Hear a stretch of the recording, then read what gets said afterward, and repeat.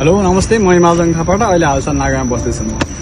नमस्ते, म विषय यादव तरकाउनी जमानबाट म पनि नागामा बस्दैछु। नमस्ते, म सुशील, म पनि नागामा बस्दैछु।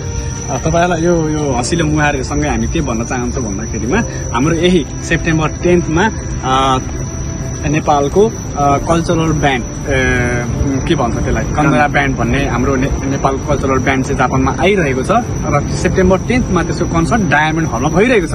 त्यस कारणले यो नागामा बस्ने जति पनि हाम्रो नेपाली दाजुभाइ दिदीबहिनी अभिभावक जति पनि हुनुहुन्छ, साथीभाइ जति पनि हुनुहुन्छ, उहाँहरूलाई के अनुरोध गर्न चाहन्छु भन्दाखेरिमा तपाईँहरूले टिकट लिनको लागि चाहिँ मेन हाम्रो मारुनोचीमा रहेको खुकुरी लन्च एन्ड बारबाट तपाईँहरूले टिकट लगेर डायमन्ड हलमा आफ्नो मनोरञ्जन मस्त व्यस्त गर्नुहोस् र हामीसँग रमाउनुहोस् भन्दै म मेरो 2 शब्द यहीँ टुङ्गाउन चाहन्छु। हस्त नमस्ते।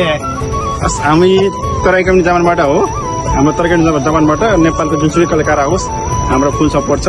हाम्रो खुकुरी लन्च एन्ड बारको हाम्रो दाई, हाम्रो आदरणीय दाई दिनेश गौतम दाई हुनुहुन्छ, उहाँले नि फुल सपोर्ट छ। हामी नै आउँछौँ, सबैजना आउनु होला। नागामा भव्य रमाइलो गर्नुपर्छ भन्ने त बस। See you September 10 Diamond Hall. Okay? With Kandara Band.